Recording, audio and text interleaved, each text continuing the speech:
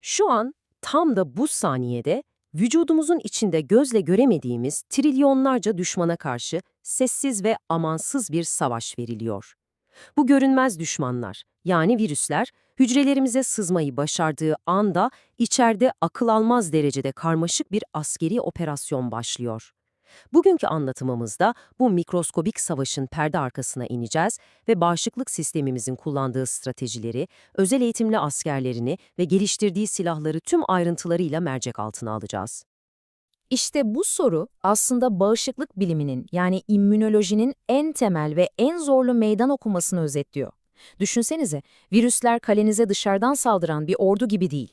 Onlar çok daha sinsi, içeri sızan, kendi askerlerinizin kılığına giren ve komuta merkezine ele geçirip tüm sistemi kendi lehine çalıştırmaya başlayan casuslar gibidir.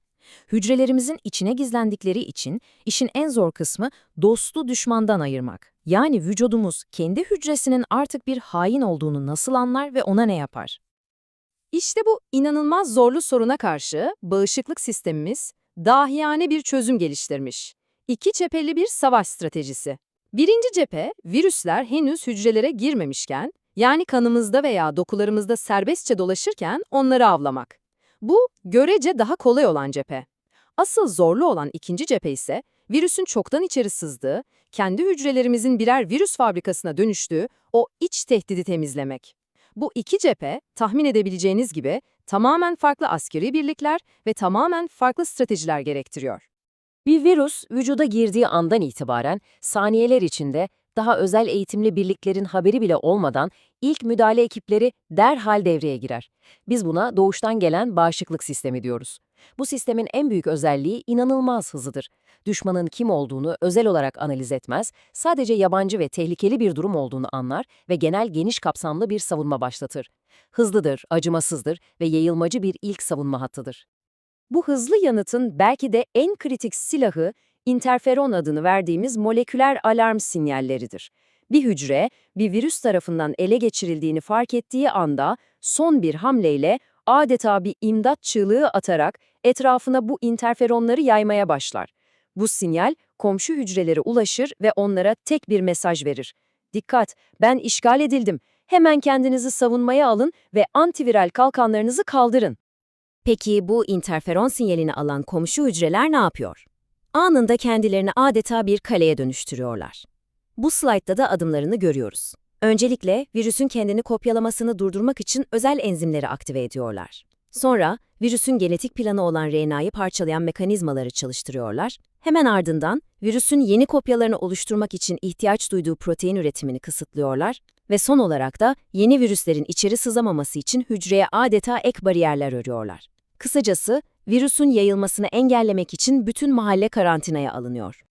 İnterferonlar harika bir ilk savunma hattı, evet. Ama bu savaşta düşman da armut toplamıyor. Virüsler de sürekli evrimleşiyor. Bazıları bağışıklık sistemimizin en eğitimli suikastçılarından, yani T hücrelerinden saklanabilmek için kendilerini kamufle etmenin yollarını geliştiriyor. Peki, bu şekilde gizlenen casusları nasıl tespit edeceğiz? İşte tam da bu noktada doğuştan gelen bağışıklık sisteminin özel kuvvetleri devreye giriyor. Doğal katil hücreler ya da kısa adıyla NK hücreleri. Bu hücreler, normal devriyelerden kaçmayı başaran, kendini gizleyen düşmanları bulmak için özel olarak eğitilmiş birer istihbarat avcısıdır. NK hücrelerinin çalışma prensibi ise tek kelimeyle dahiyane ve bir o kadar da etkili. Şöyle düşünün, sağlıklı her hücremiz yüzeyinde "ben bu vücuda aitim" diyen bir kimlik kartı taşır. Bu moleküler kimlik kartının adı MHC1. Virüsler, T hücreleri tarafından tanınmamak için ne yapıyor? Bu kimlik kartını saklamaya çalışıyor. Ama NK hücreleri virüsü aramıyor. Onlar sadece devriye gezip hücrelerin kimlik kartını kontrol ediyor. Eğer bir hücre bu kimlik kartını göstermiyorsa, yani eksikse, NK hücresi bunu bir ihanet sinyali olarak algılıyor ve hiç tereddüt etmeden o hücreye kendini yok etme emri veriyor. Yani en kritik nokta şu: kimlik kartı yoksa o hücre yok edilir. Bu durum virüsü tam bir açmaza sokuyor. Kimliğini gösterirse T hücreleri tarafından, saklarsa NK hücreleri tarafından yok edilecek. Şah mat. İlk müdahale ekipleri virüsün yayılmasını yavaşlatıp bize zaman kazandırırken, vücut asıl orduyu yani adaptif bağışıklık sistemini hazırlamaya başlıyor. Bu sistemin devreye girmesi günler sürebilir. Ancak devreye girdiğinde doğuştan gelen sistemin aksine 3 temel üstünlüğü vardır. Birincisi, düşmanı spesifik olarak tanır. İkincisi, sadece o düşmanı özel olarak tasarlanmış silahlar geliştirir. Ve üçüncüsü, en önemlisi, o düşmanı asla unutmaz. Yani hafızaya alır. Adaptif sistemin bu uzman kuvvetleri tam da en başta bahsettiğimiz o iki cepheli savaşa göre organize olmuş durumda. İç cephedeki tehditle, yani virüs fabrikasına dönüşmüş kendi hücrelerimizle savaşanlar CD8 pozitif T hücreleri. Onlar sistemin suikastçıları. Dış cephedeki tehditle, yani henüz hücrelere girmemiş, serbest dolaşan virüslerle savaşanlarsa antikorlar. Onlar da birer etkisizleştirme uzmanı. Peki bir CD8T hücresi görevini nasıl yerine getiriyor? Süreç, dendritik hücre dediğimiz bir istihbaratçının virüsten bir parçayı kapıp en yakın lenf düğümüne götürmesi ve oradaki T hücrelerine aranan düşman budur diye sunmasıyla başlıyor. Bu düşman parçasına uyan T hücresi, aktive olur olmaz kendini inanılmaz bir hızla kopyalayarak binlerce klonundan oluşan bir ordu yaratıyor. Bu ordu, kan dolaşımıyla enfeksiyonun olduğu dokuya gidiyor ve virüs bulaşmış hücreleri tek tek bularak onları, virüsün daha fazla yayılmasını önlemek için kendilerini güvenli bir şekilde yok etmeye zorluyor. Biz biyolojide bu sürece apoptoz, yani programlanmış hücre ölümü diyoruz. Bu, etrafa hiç zarar vermeden yapılan, sessiz ve temiz bir imha operasyonudur. Dış cephede savaşan antikorların ise 3 temel görevi var.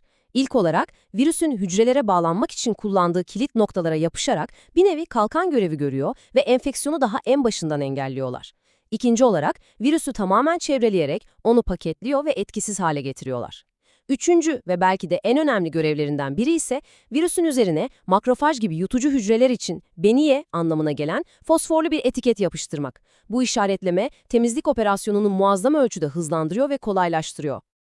Peki bu kadar karmaşık bir operasyonu kim yönetiyor? Suikastçılara ve silah fabrikalarına emirleri kim veriyor? İşte burada sahneye ordunun generalleri, yani CD4 yardımcı T hücreleri çıkıyor. Bu hücreler hem suikastçı CD8 hücrelerinin tam olarak aktive olmasını sağlıyor, hem de antikor üreten B hücrelerine üretime başlayın emrini veriyor. Onlar olmadan adaptif yanıtın iki kolu da emir alamaz ve bütün sistem felç olur. Zaten HIV virüsünün bu kadar tehlikeli olmasının sebebi de tam olarak bu general hücreleri hedef alarak bağışıklık sisteminin komuta merkezini çökertmesidir. Ancak bu savaş asla tek taraflı değil. Biz ne kadar sofistike savunma mekanizmaları geliştirirsek, virüsler de onlardan kaçmak için bir o kadar kurnaz taktikler geliştiriyor. Bu, milyonlarca yıldır devam eden evrimsel bir silahlanma yarışıdır ve geçirdiğimiz her enfeksiyon bu yarışın yeni bir roundudur aslında. Bakın, bu tabloda virüslerin en yaygın kaçış stratejilerinden bazılarını görüyoruz. Az önce bahsettiğimiz CD8 suikastçılarından kaçmak için ne yapıyorlar? O meşhur MHC-1 kimlik kartlarını saklıyorlar. İlk alarm sistemi olan interferon sinyallerini bloke ederek kendilerine yayılmak için zaman kazanıyorlar. Grip veya HIV gibi bazı virüsler, antikorların onları bir daha tanımaması için sürekli kılık değiştiriyorlar. Hatta bazıları T hücrelerini doğrudan uyku moduna sokan baskılayıcı proteinler bile üretebiliyor. Bağışıklık sistemimizin bu güçlü ve etkili tepkisinin bir de karanlık bir yüzü var. Bazen enfeksiyonla savaşırken kullanılan silahlar o kadar güçlü oluyor ki kendi dokularımıza da zarar verebiliyor. Aslında çoğu zaman hissettiğimiz hastalık belirtileri virüsün kendisinden çok bu savaşın şiddetinden kaynaklanıyor. Örneğin aşırı aktif C8T hücreleri, enfekte hücreleri temizlerken sağlıklı komşu hücrelere de zarar vererek doku hasarına yol açabiliyor. Grip olduğumuzda hissettiğimiz o meşhur ateş, titreme ve kas ağrılarının sebebi aslında virüsün kendisi değil, vücudumuzun alarm için ürettiği yoğun interferonlardır. Bazen bu iltihap yanıtı o kadar kontrolden çıkıyor ki sitokin fırtınası adını verdiğimiz ölümcül bir duruma yol açabiliyor. Ve HIV gibi kronik enfeksiyonlarda sürekli savaşmak zorunda kalan T hücrelerimiz yorgun düşerek görevlerini yapamaz hale geliyor. Bu dost ateşi durumunun en çarpıcı örneklerinden biri de hepatit B ve C virüsleridir. Bu enfeksiyonlarda karaciğerde oluşan siroz gibi ciddi hasarların çok büyük bir kısmı virüsün doğrudan etkisinden ziyade virüsü temizlemeye çalışan kendi CD8T hücrelerimizin enfekte karaciğer hücrelerine karşı yürüttüğü amansız saldırıdan kaynaklanır. Yani vücut virüsten kurtulmak için kendi organını feda etmeyi bile göze alabiliyor. Özetlemek gerekirse, virüslere karşı savunmamız iki ana direk üzerine kurulu diyebiliriz. Erken kontrol aşamasında doğuştan gelen sistemin hızlı oyuncuları olan interferonlar ve NK hücreleri sahneye çıkarak virüsün yayılmasını yavaşlatır ve uzman kuvvetlere değerli zamanı kazandırır. Ardından gelen nihai temizlik aşamasında ise adaptif sistemin uzman kuvvetleri olan CD8T hücreleri ve antikorlar devreye girerek enfeksiyonu tamamen ortadan kaldırır ve en önemlisi gelecekteki saldırılara karşı hafıza oluşturur. Sonuç olarak vücudumuzun içinde her an mikroskobik düzeyde inanılmaz bir evrimsel satranç oyunu oynanıyor. Bağışıklık sistemimiz her zaferden ders çıkarıp daha da güçlenirken, virüsler de hayatta kalabilmek için sürekli yeni stratejiler geliştiriyor. Bu sonsuz savaşta bir sonraki hamlenin kimden geleceği ise biyolojinin en dinamik ve en heyecan verici sorularından biri olmaya devam ediyor.